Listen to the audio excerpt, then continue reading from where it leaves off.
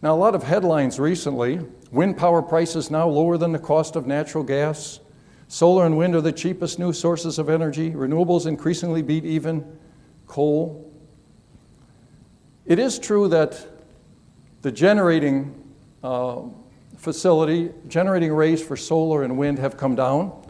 Solar, since 2013, down about 50%. Wind down significantly, natural gas less of a decline. But this is only part of the story on cost. Another one of my favorite charts here.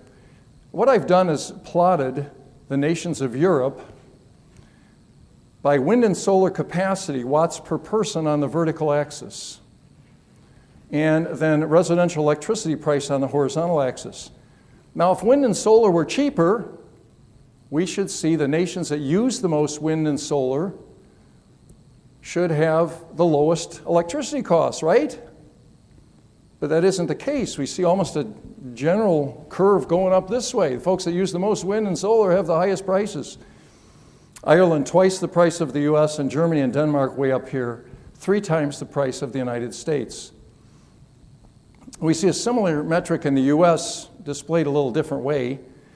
This is the 12-year % price increase in electricity rates, and I've got here the top 12 wind states.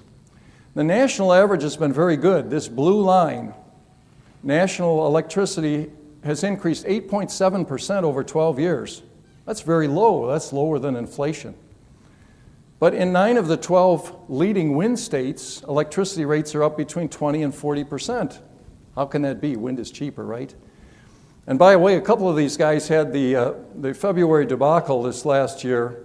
Oklahoma is going to be in the red here, and Texas is going to be up here as well, maybe not all the way.